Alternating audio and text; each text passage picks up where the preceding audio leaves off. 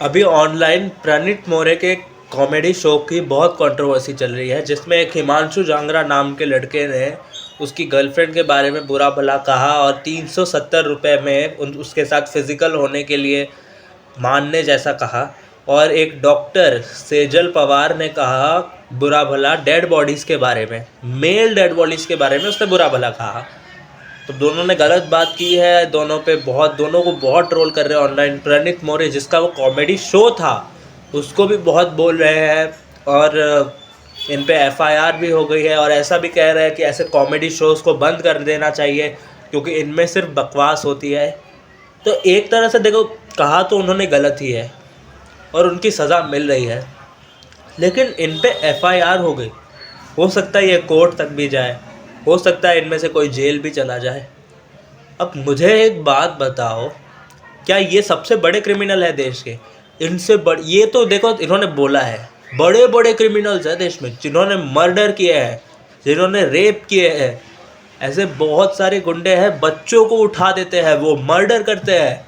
भाई बहुत गंदे गंदे गंदे काम होते हैं देश में। बाहर से ड्रग्स यहाँ आते हैं, ड्रग्स बेचते हैं, यूथ को ख़राब कर रहे हैं। जिस देश में, जिस स्टेट में कुछ चीज़ें बैन है वहाँ वो भी बेची जाती है। मतलब इलीगल काम बहुत है, बहुत बड़े बड़े क्रिमिनल है कंट्री में, उनको तो नहीं पकड़ते। हमारे पॉलिटिक्स में ही कोई भी पार्टी ले लो, सब में बड़े बड़े क्रिमिनल है जिन पे बहुत सारे क्रिमिनल केसेस है।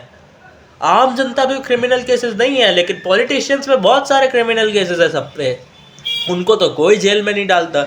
और अगर आप मेन पार्टी के हो जो रूल कर रही है तो आपको जेल में बिल्कुल ही नहीं डालेंगे। 10 दिन जेल में रहते हैं साल के, बाकी दिन बेल बेल बेल बेल बेल में इनकी पूरी ज़िंदगी निकल जाती है, बाहर ही रहते हैं। ऐसे ऐसे क्रिमिनल है कंट्री में, पहले उनको पकड़ो।